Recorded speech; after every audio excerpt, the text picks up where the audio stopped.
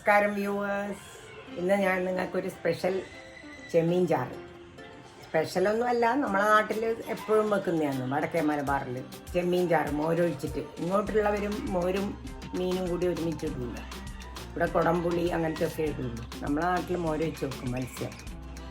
അതുപോലെ ചെമ്മീൻ മോരൊഴിച്ച് വെച്ചതാണ് ഇങ്ങനത്തെ. ചെമ്മീൻ മോരൊഴിച്ച് വെക്കാൻ വേണ്ട സാധനങ്ങൾ: 8 ചെറിയുള്ളി നീളത്തിൽ അരിഞ്ഞത്, 150 ഗ്രാം ചെമ്മീൻ, മഞ്ഞളും മുളകും ഉപ്പും ഇട്ട് പെരക്കി വെച്ചത്, ഓരോ സ്പൂണ് ഒരു സ്പൂണ് കാശ്മീരി ചില്ലി, 1/2 ടീസ്പൂൺ എരിവുള്ള മുളക്, 1/4 ടീസ്പൂൺ മഞ്ഞളും ഇട്ട് പെരക്കി ഉപ്പും ഇട്ട് പെരക്കി വെച്ചതാണ്.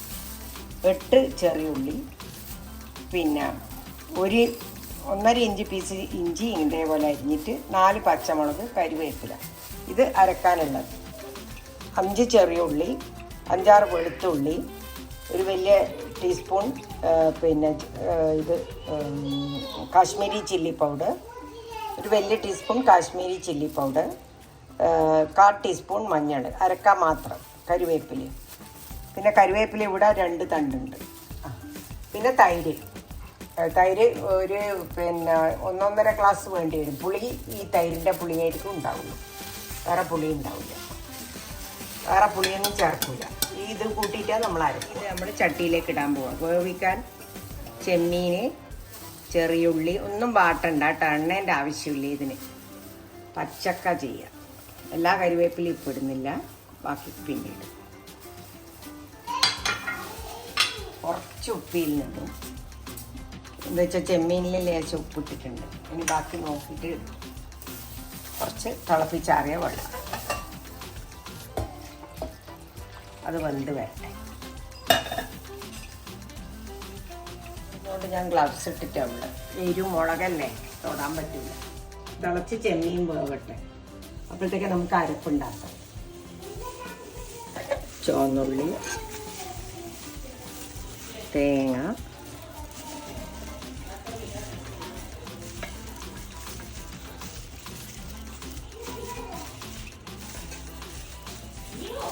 ഒരു മുറി തേങ്ങ എടുക്കണേ, ഒരു മുറി തേങ്ങ.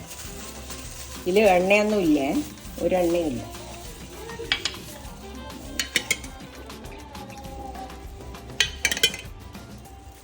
ഒരു പാക്കറ്റ് തൈരിന്ന് 3 ഇതേപോലത്തെ സ്പൂണ് തൈരെടുത്തിന് ഞാൻ.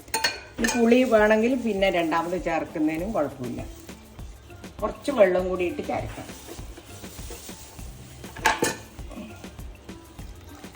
മതി.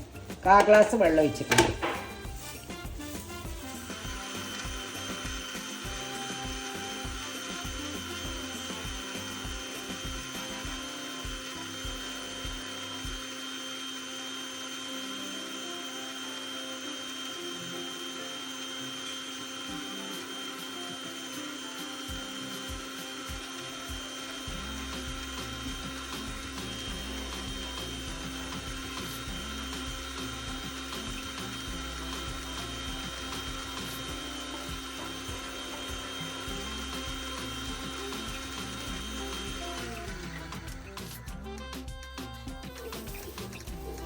അരഞ്ഞു. നമ്മളെ നാട്ടിൽ ഇതിന് ചെമ്മീൻ ചാറ് എന്ന് പറയാം, മോരൊഴിച്ച ചെമ്മീൻ ചാറ്. എല്ലാം തിളച്ച് ചെമ്മീൻ, പച്ചമുളക് എല്ലാം വേവണം.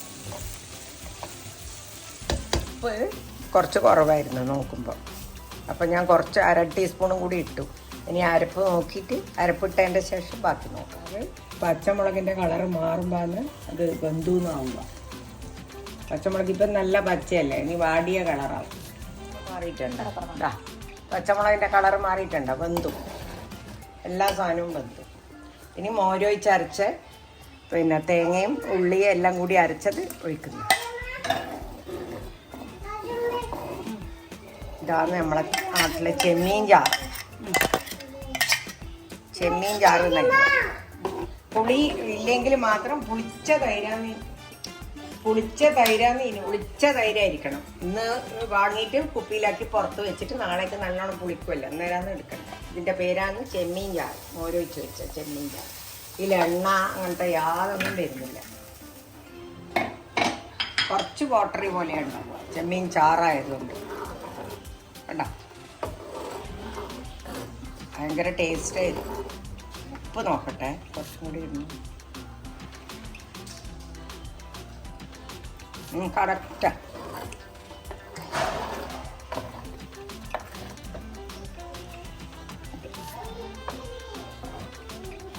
ഒന്ന് തിളച്ചോട്ടെ.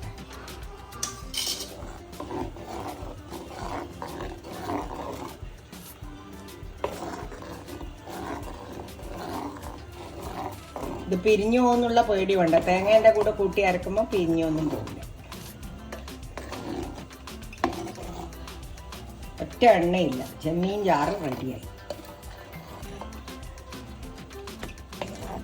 മറ്റേത് നല്ലോണം തിളച്ചതുകൊണ്ട് നമ്മൾ തൈരിട്ടിട്ടല്ലോ, അത്ര തിളയോ വരണ്ട. വലിയ തിളയൊന്നും വരണ്ട. ഒന്ന് ഇളക്കിക്കൊണ്ടുവന്ന് നമുക്ക് ഒന്ന്